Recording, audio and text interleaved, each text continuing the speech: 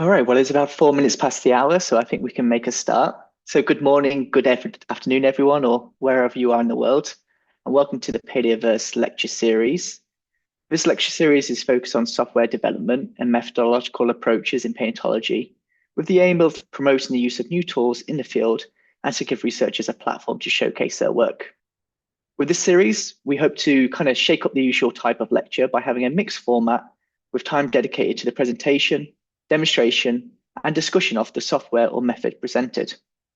Now, typically these sessions will run for about 50 minutes in total, and we will run the series throughout the year on the last Thursday of each month, with some potential changes at certain times. This is the final, so kind of moving forward with this, we're also excited to announce the new lineup of speakers for this series, which we'll share shortly at the end of this kind of lecture. And now note that the change in time zone we kind of have this session is to try to really account for kind of including the US time zone and the European time zone. And this will be announced on social media and through our emails. Now, if you're interested in presenting a new method or software you have been developing or implementing, please feel free to reach out. We'll be happy to have you kind of come along and also present at the series. So before moving on, just a few quick introductions. My name is Lewis Jones, and with me today I have Erin Dillon, Bethany Allen, and Will Gertie. And the four of us are on the development team of Paleoverse, an organization aiming to bring the paleobiology community together to share resources, reach agreed standards, and improve reproducibility in paleobiological research. And if you want to know more about Paleoverse, please check out our GitHub organization and website, which those links should be dropping into the chat soon. Now, that's all from me for now. Erin will now give you some helpful tips and instructions for this webinar, followed by Bethany, who will introduce this month's speaker. So thank you very much, and please enjoy the lecture. Over to you, Erin. Awesome. Thank you so much, Lewis. So as Lewis mentioned, the format of this seminar will consist of a talk by our speaker, followed by about 10 to 15 minutes at the end that will be dedicated to Q&A and discussion. My fellow hosts and I will help field your questions and moderate this discussion. Please note that this seminar will be recorded and will be made available on the Paleoverse YouTube channel and on our website. However, we will stop the Q&A or stop the recording before the Q&A period in case you'd prefer not to be recorded. So before we get started, I'd like to quickly point out a couple of useful Zoom controls at the bottom of your screen. So you'll notice a Q&A button. You can use this to submit your questions to our speaker, and during the Q&A session, we'll either read out your question or invite you to turn on your microphone if you'd like to ask the speaker directly. There's also a raise hand button. So alternatively, you can raise your hand and we'll call on you and invite you to turn on your microphone. There's a chat function. So currently you can just chat with the hosts in case of technical difficulties. But we'll allow you to chat with other attendees during the Q&A period. And then finally, there's a closed captions button that you can turn on to view the transcript at any time. So lastly, I'd like to highlight a couple of ground rules. Our aim here is to cultivate an open, respectful, and inclusive environment during this lecture series where we can all learn from each other. So with this in mind, we ask that you please be respectful and kind when engaging with the speaker and fellow attendees, particularly when asking questions and interacting with others in the chat. Any form of harassment or inappropriate behavior will be grounds for removal from the webinar platform. For more information, please refer to the Paleoverse Code of Conduct, which can be found on our website. And I believe the link will also be placed in the chat shortly. So with that, I will pass it over to Bethany to introduce today's speaker. Amazing. So thanks to Lewis and Erin for getting us up to speed on how the lecture series will work. Apologies for my broken camera. I'm afraid you won't be able to see my smiling face today. But despite that, today I have the great honor of introducing our speaker, Niklas Hohmann. Niklas completed his bachelor's and master's studies at Friedrich Erlanger Alexander Universität Erlangen-Nuremberg. Geez, I need to work on my German. Gaining expertise in both mathematics and the geosciences before finishing up with a specialization in paleobiology. Since 2021, Niklas has been a PhD student at Utrecht University, supervised by Dr. Emilia Dzierakowska. Niklas' work has majorly advanced the field of stratigraphic paleobiology, in which the modeling of sedimentary processes is used to contextualize and understand our knowledge of fossil and geochemical records. In particular, Niklas has developed a range of tools enabling others to incorporate these ideas into their own research, including Shiny apps, R packages, and databases, some of which I'm sure we will see today. And so today we're excited to hear from Niklas on the topic of building modeling pipelines for stratigraphic paleobiology and R. Please join me in welcoming Niklas to our virtual stage.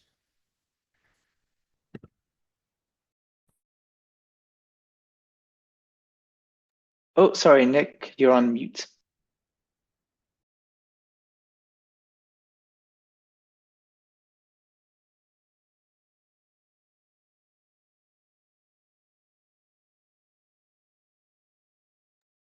All right, thanks for the introduction, Bethany. And let me share my screen.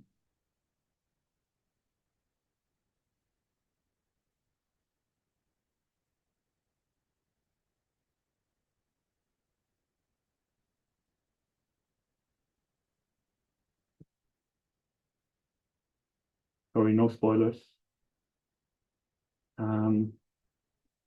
So I will be talking about building modeling pipelines in R. I will share some materials during that talk, but please keep in mind we will post a link to all the materials that is archived on GitHub and Zenodo at the end of the lecture. So if you want to get your hands on some of the tools I will be displaying, have a little bit of patience, you will get all of them. Before I start, I just would like to thank the team. Although I'm standing here alone, there's a huge team behind me. Emilia is the PI, Shani is the postdoc on the project. We have 2 dedicated software engineers that really help a lot with the coding, and some really talented students and collaborators that greatly help with the research on the project that I'm doing. All right, let me introduce stratigraphic paleobiology.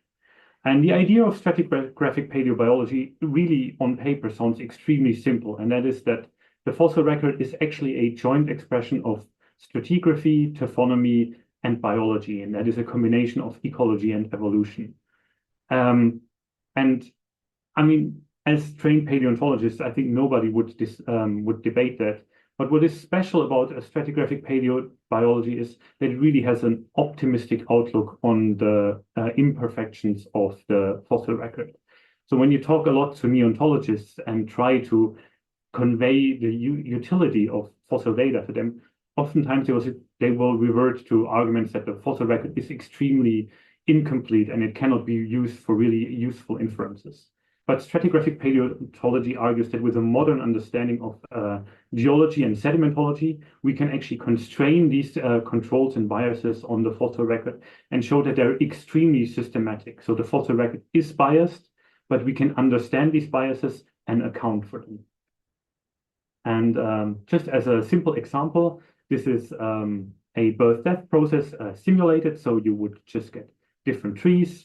You have a certain extinction rate and a certain origination rate, and depending on that, you get different species arising. The important thing here is that all of this is simulated in the time domain, and usually all the processes we're interested in are exclusively in the time domain. So we're interested in biological change with time and not with stratigraphic precision. And based on this kind of temporal data, you can ask a lot of interesting biological questions, such as, do the extinction rates change with time? Do the origination rates change with time? Or are there any external drivers that control these rates? But if we look into the fossil record, we get a very different pattern. So this is one of my favorite studies of all time, which is taken from the book Stratigraphic Paleobiology from Petskovsky in Holland.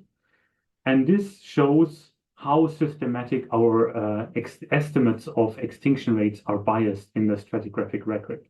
So the colors indicate how much time has actually been passed from the actual extinction of a species to the last specimen we find of that species. And you can see in the red colors, let me just get in these, sorry, wrong one. You can see in the red colors here, there are areas in the fossil record where we have a range offset, so our estimates of extinction rates are off by almost 2.5 million years. but there are other areas where we get really, really good constraints on our extinction rate estimates. And the important lesson here again is there are parts where it's bad, but we understand where it is. So if you look at the different lines indicated here, these are the sequence stratigraphic surfaces. And if you compare the colors to these surfaces, you see that within certain sequence stratigraphic settings, we get either a very good or a very bad estimate of our extinction rates. So we understand from a modern understanding of geology where we can reconstruct biological change and where our estimates actually might be off. And this is a very classic example of a stratigraphic paleobiology modeling study. Because stratigraphic paleobiology is, there's so many important variables like taphonomy and ecology and sedimentology, it's really hard to develop good empirical studies. So a lot of times people will just develop simulation studies where we get like a perfect knowledge scenario, which allows us to formulate really good stratigraphic null hypothesis against which we can then compare our empirical observations. And I just want to run you through one of these studies that we did, specifically focusing on evolutionary biology here. And we start, because it is evolutionary biology, we start with a statement by Darwin. And Darwin was fundamentally a skepticist when it came to the usage of fossil data. Because he saw it as one of the major obstacles to actually adaptation of his gradualistic view of evolution. So this is a quote directly taken from the Origin of Species. And he says, geology assuredly does not reveal any such finely graduated organic chain. And this is perhaps the most obvious and gravest objection which can be urged against my theory. The explanation lies in the extreme imperfection of the geological record. And as a paleontologist, if you interact a lot of neontologists, you will get this sentiment a lot, right? When you go to an evolutionary biology conference and you talk to a neontologist, they will generally be very, very skeptical of actually using fossil data. The good thing is that Darwin has been dead for quite some time and geology has made drastic progress in the time. So we just tried to figure out, okay, with our modern understanding of geology, how much does the incompleteness of the rock and the fossil record actually influence our recovery of evolutionary history? So trying to test the sentiment that Darwin had that actually fossil data can be a huge detriment to evolutionary biology. And because this is a very broad question, we focused on two specific themes here. In terms of incompleteness, there's different concepts of incompleteness. We focused on stratigraphic incompleteness, which is just the proportion of time that is actually preserved in the fossil record. And based on empirical estimates, completeness is somewhere between 3 and 30%. That means that we're missing between 70 and 97%. So more than a third of evolutionary history is not preserved in the first place. And there's different kinds of evolution. In this specific study, we focused on trait evolution. And we started with a stratigraphic forward model. We simulate the fossil record. And because we simulated, we get like a perfect knowledge scenario. So we know which fascies is deposited where are the large gaps in the record and how long they are. Here we focus on carbonate platforms simply because they're biodiversity hotspots and a large fraction of the fossil record is actually formed in tropical carbonate platforms. We simulate two scenarios, scenario A and scenario B. And the major difference between those scenarios is actually how fast the sea level changes. So in scenario A, we have a very slow secular sea level change, whereas in scenario B, we have a very, very rapid change in sea level. These are the chronostratigraphic diagrams for that study. Sorry. So those you read from bottom up, and the white gaps indicate times at which nothing was preserved. So these are the gaps in the record. And here you see something that is very, very distinct. So in these platforms, because they have a very flat geometry, we get these large, large gaps that essentially span from the lagoonal environment over the wreck reef to the forereef until the reef crest. And then we have a very different depositional environment actually in the slope. For scenario B, our rapid fluctuation in sea level, we actually used an empirical sea level curve from Miller et al. Over the last 2.5 million years, just to get a more empirically justified baseline of how bad the fossil record might actually be. And here you can already see a very important theme in stratigraphic paleobiology. The gaps in the record are actually not random, but they're always associated with the drops in sea level. This is very distinct in scenario A, where you have these long, prolonged 1.5 million year drops in sea level. And then in the chronostratic diagram, you find the associated long gaps in the record. From these simulations, we extract age-depth models. I will talk a bit more about age-depth models later on, but they're essentially, you should think of them as, as coordinate transformations between the time domain, where the important evolutionary biology happens, and the stratigraphic domain on the y-axis, where we can actually make our observations. And here the gaps in the record are indicated that you can see these white spaces where essentially no transformation happens. So everything that is deposited during these gaps will actually be destroyed. For the evolutionary biology, we focused on 3 commonly discussed modes of evolution. On the left, that is stasis. That means that essentially the traits that we're observing do not change with time. There's just some random background fluctuation. Another end member that we looked at is what is called a biased random walk. There we would observe an increase in trait value with some added background noise. And in between those is an unbiased random walk, which essentially means that in every time step, the traits either increase or decrease, but that is purely driven by randomness. So you see here, for these 3 simulated lineages, we can actually get quite different patterns between the different lineages.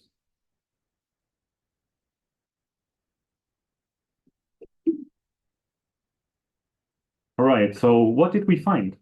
And this is really, really interesting. So in this figure, in the bottom, you see our truth that we simulated. So this is what actually happened in the time domain. And in the bottom row, you see what we recovered from the fossil record. Here, I focus specifically at one location in the platform. And here, on the top left, you see actually, if our truth is stasis, we also recover stasis. Which is, if you think about it, not really surprising, because if nothing happens in the first place and you remove a part of it, I mean, there's still nothing happening, right? And then on the bottom right, this is really interesting.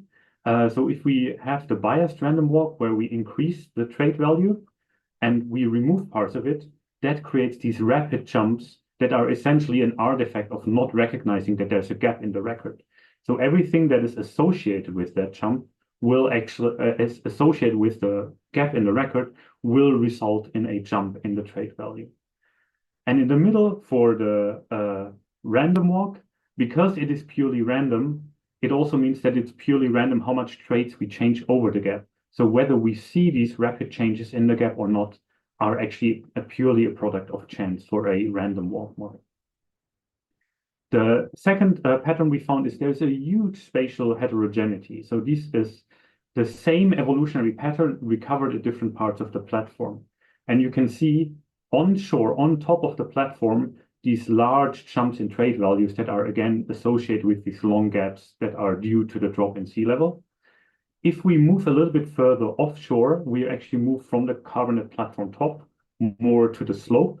And then actually you don't recover the effect of the first gap, but only of the second gap. And the further away from shore we move, the more different the pattern gets and the smaller the effect of the hiatus actually gets. And now the big question. So what is the role of incompleteness? And to address that, we picked 2 locations in the platform that actually had a comparable completeness. On the top left, on the left, you see our evolutionary truth. So this is without any stratigraphic distortions. Then in the middle, this is with 30% completeness, and that is from scenario A with the long drops in sea level and the slow sea level changes. And on the right, you see from scenario B with the rapid fluctuations in sea level and the many but short hiatuses. And you see, although the completeness is really almost comparable and there's only 2% difference, in scenario A, we get a huge stratigraphic bias because the gaps are so long and we're removing such large chunks of the evolutionary history. Whereas in scenario B, because the gaps are so short, we actually have a decent chance to recover the original signal that is shown on the left. So the main takeaways from this study was really that there is a huge spatial difference in preservation, but not just in preservation, but also it strongly depends what kind of signal you're trying to pick up, right? If your original signal was stasis, you will always recover stasis. But the more directional your evolution is, the more you're actually affected by these stratigraphic biases. And that is a really interesting thing because it means the fossil record both favors the recognition of stasis, but also extremely irregular punctuated patterns of evolution that are introduced by stratigraphic biases. And then in terms of completeness, we found, well, it is really not that much about incompleteness, but it's more about how long are the longest gap in your record. You can think of it more as like going to the movies and missing half of the movie, right? There's a huge difference between missing the second half of the movie versus missing every second frame of the movie. If you miss the second half, you have essentially zero chance to get anything of the plot that is just vaguely interesting. But if you miss every second frame, you still get a perfect recovery of the plot of the movie, just at a slightly lower frame rate. So, and then the main takeaway is really, well, yeah, the fossil record is biased, but it is very specifically biased by external controls on stratigraphic architectures. So if you want to constrain these biases and understand how they work, we actually need to specifically look at what actually drives our stratigraphic architectures.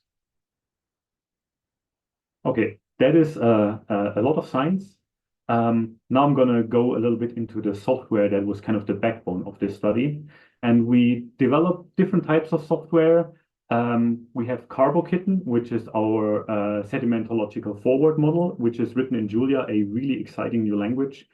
It is a very complicated piece of software, so I'm not going to go into that today. I think that is definitely a presentation for a different time.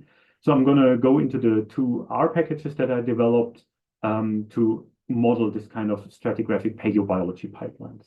And these packages are ADM tools and StratPal. Both of them are available on CRAN, so you can play around with them the moment you go home or also at work.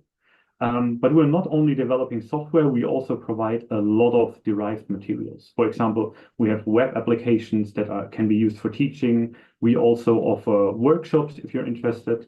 And we also make all of our materials available as open educational resource that you can reuse for your own teaching if you like. Again, all of these things will be linked later and you can have a look at them in your free time. I'm going to start by introducing ADM tools. It works with age-depth models, and it's kind of the stratigraphic backbone of the whole simulation. I'm only going to show synthetic data here, but keep in mind that the package also perfectly works for all kinds of empirical data. Specifically, you can also estimate age-depth models with the package. There is a preprint out. It's for a public peer review. So if you want, have a look at it, read it, and let me know your comments. I would really appreciate your input on this. The main thing that ADM tools does is it defines age-depth model objects for handling in R. And age-depth models are these coordinate transformations that tell us if something happens in time, what kind of pattern can we expect in the stratigraphic domain. So if something happens, let's say at 1 million year, then we can perfectly predict it. There's a lot of sedimentological information, for example, how long are the gaps, how fast are the sedimentation rates. But I think where age-depth models really shine and where the package really focuses on is on the ability to transform different or complicated data structures. And instead of giving you the theory, I'm rather going to show you one application of this because it is really a lot of fun. All right. So this is a Shiny app we developed for teaching our undergrads about stratigraphic paleobiology. You can run it locally, but we also have it at a web page where you can just run it in a server. So undergrads also don't have to code anything to actually interact with this. And let's go to stratigraphic paleobiology. Okay, and here you get the main idea. So in the bottom, this is trait evolution in the time domain. This is our evolutionary truth. And the top left, this is the pattern that you would observe in the fossil record. And in between, there's the age-depth model that serves as this kind of coordinate transformation. And let's see. One thing you can do is you can immediately display the gaps in time because they're encoded in the age-depth model. So you see all the evolutionary history that falls within the gap will actually be destroyed and result in that rapid jump in trait value at the top left. And if you don't have any stratigraphic context, you might think, okay, something drastic evolutionary is happening here. But if you have the age-depth model available and you know there is a gap, you can actually say, okay, this is an artifact.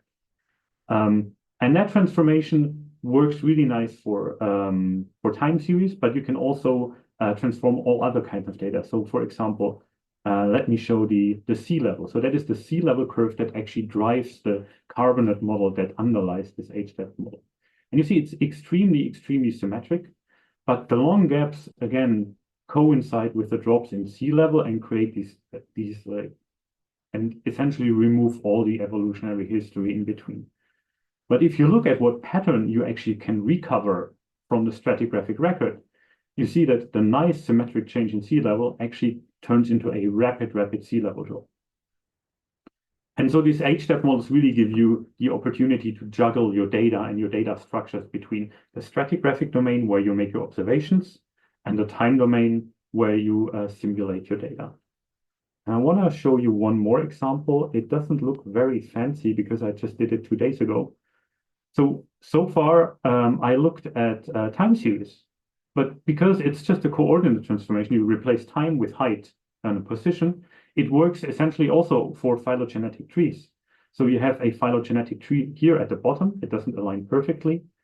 And then you combine it with the age-depth model and the phylogenetic tree at the top that you see. This is actually the pattern that you would recover. And you see this drastic effect of the long gaps here where it creates all these hard polytomies. But again, if you have the stratigraphic context, you see these polytomies are actually created by a long gap in the fossil record. And then again, you can study how that pattern actually changes from the onshore and offshore gradient.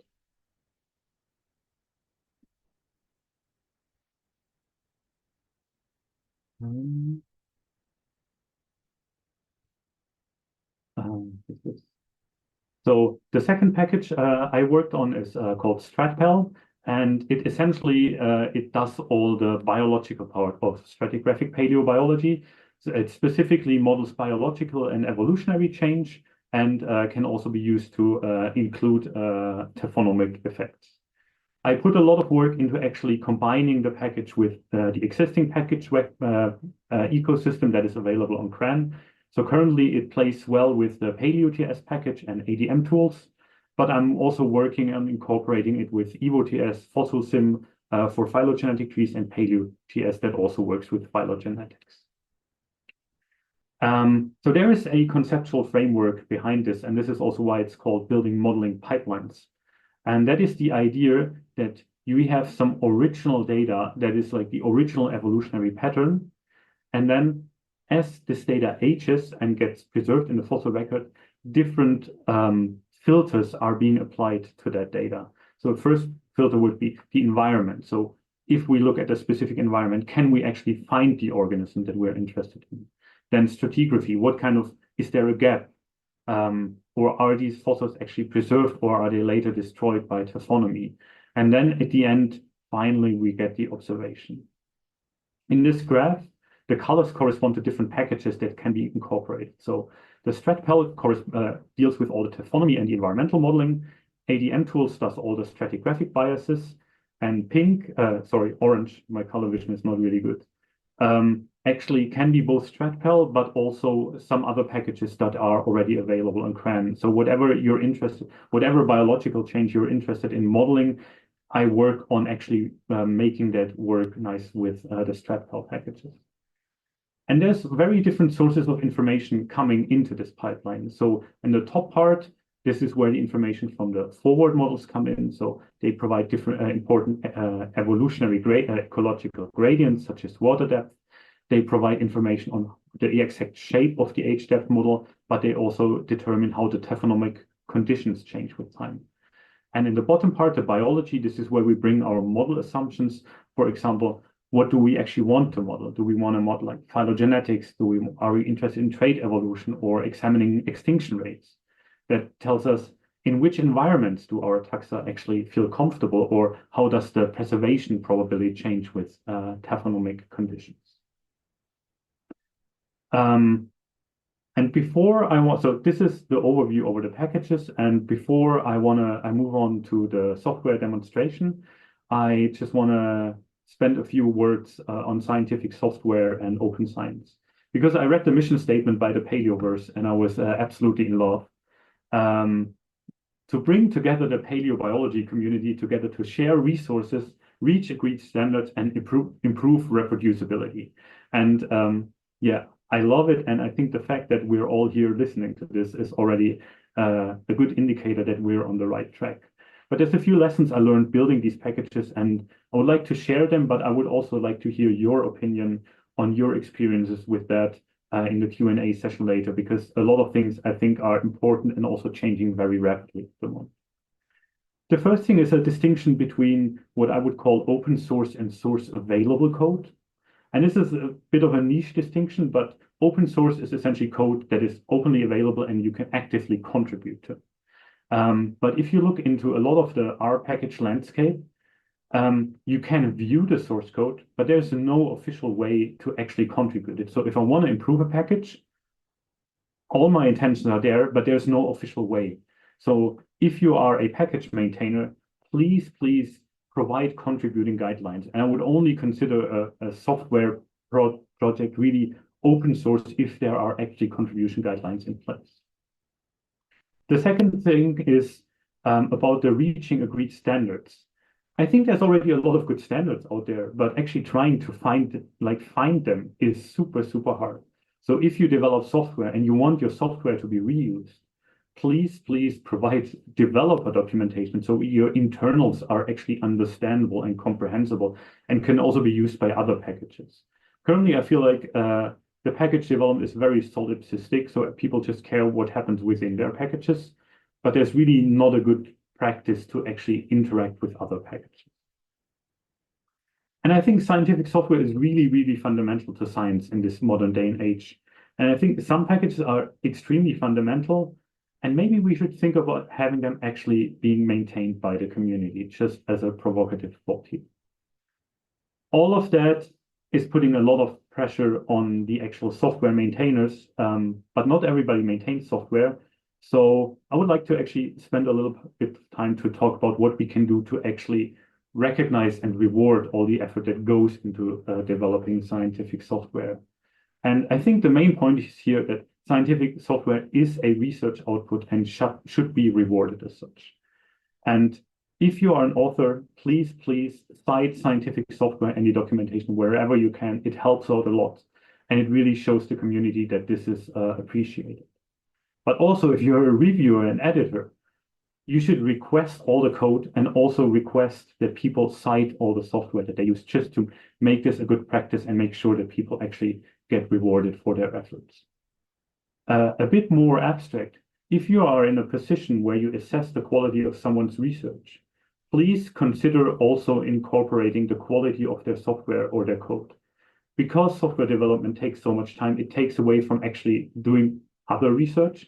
And in a very traditional publication model, that can be a serious disadvantage to people that actually develop the software. And on the long run, I think we also have to think about how do we actually maintain our scientific software. There's always a lot of funding to actually develop new fancy tools. But after the project runs out, who's going to maintain it, right? And that leads to a lot of abandonware that you can find on CRAN, for example, that solves essentially problems over and over again. So just to give you an example, I looked into packages that make stratigraphic columns. And there's, I think, 3 or 4 of them on CRAN, and they're all dead.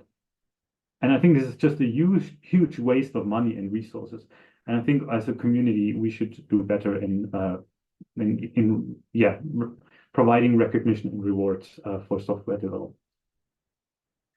All right. that is enough rambling from my side on open source. Let's go and actually play with some code. All right. So this is the example code. Again, it's all available on GitHub, and the link will be shared in the chat with you soon. Since we're already quite late and I talked for way too long, I will make this quick. We load the packages. And one thing here I'm going to do is I'm going to make use of the pipe operator that is relatively new in R. It essentially means take whatever is left of the operator and put it on the right side at the first argument on the right side of the function. Just to make it sure that this is a very modular approach, but also you really build a pipeline, right? So this code here, for example, would just produce a histogram of a normal distribution. Then first, I create two H-depth models that are with example data that is already provided with the stratpal package. One is 2 kilometers and the other one is 12 kilometers from shore. And then let's just plot the one that is 2 kilometers from shore. And again, you nicely see the pattern, the long gaps that are associated with drops in sea level. And then based on the ADM tools package, you can do some really quick and dirty analysis. For example, here, I use get hiatus duration to get a distribution of hiatus durations 2 kilometers offshore and plot it as a histogram. And you can nicely see we have a lot of very short hiatuses, but a few very long ones that create the majority of these stratigraphic biases. I'm gonna only, because we're already quite, I spend a lot of time talking, I'm gonna only run two examples. The first one is a classic example in stratigraphic paleobiology, where we look at how last occurrences actually cluster at hiatus surfaces and how they can create like artificially inflated extinction rates. So first, I'm gonna simulate last occurrences in the time domain based on a constant rate. So there's absolutely nothing exciting happening from a biology perspective. This is the histogram, and you see the extinctions are just more or less on the same level. All the fluctuations you see are random. But then I insert this transformation into the pipeline to actually take the same data and transform it into stratigraphic domain using the H-depth model from 2 kilometers from shore. And this is all the code. This is a very simple pipeline. And this would be how many last occurrences you find in the stratigraphic domain 2 kilometers from shore. And you see these two huge spikes. One is at around 60 meters stratigraphic position, and the other is at around 140. And these rates they look like there's something dramatic happening, right? But they're actually just the stratigraphic position of the hiatuses, where all the last occurrences that happen during the gap are actually collected and then expressed in the stratigraphic domain. And then we can do the same thing, 12 kilometers from shore. And it's essentially, again, it's the same underlying biological pattern, but depending on where we observe it in the carbonate platform, we get a very, very different pattern. So here you would have like a 10-fold increase in extinction rate at the bottom of the section, and then a moderate increase at the top of the section. Again, only created by condensation and large gaps in the fossil record. Going to skip the middle part with the niche models. And I want to show how the package actually interacts with the existing package landscape. And for that, I'm going to use the paleoTS package, which is a package for analysis of paleontological time series. So I'm going to set my random seed here and then determine a temporal resolution for the study just to make sure that we're consistent. And then what I do is I simulate a random walk, and then I'm just going to plot it in the time domain. So this is without any stratigraphic biases. And it's slightly directional, but you see in this case, the trait, the body size is just slowly increasing with some background noise. And then again, I just insert this time to strat function into our pipeline and run essentially the same code, and that would give us how we would recover that time series from the stratigraphic data. And again, it looks very, very drastically different. Again, same pattern, you see these large jumps over the gaps. And if you do not recover these gaps with your stratigraphic knowledge, you will misinterpret this as punctuated equilibrium. But now I want to actually show how this fits together with the PaleoTS. And PaleoTS package provides the opportunity to immediately fit models of evolutionary biology to raw data. So instead of plotting my results, I'm just going to immediately fit the 4 models here, but including the stratigraphic bias. And if I look at the outputs here, so GRW is a general random walk. This is a undirected random walk. This is stasis, and this is a variation of stasis that's called strict stasis. And looking at the Akaike weights, we get moderate support for both an undirected but also a directed random walk. And I think this is just a really nice example of how different packages, in this case, both StratPal, ADM tools, and PaleoTS can work together in conjunction to get a really, really compact way to already build complex study designs. All right, I'm at 45 minutes, and I think I stop here, and I would be happy to have all your comments and thoughts on this. Thanks.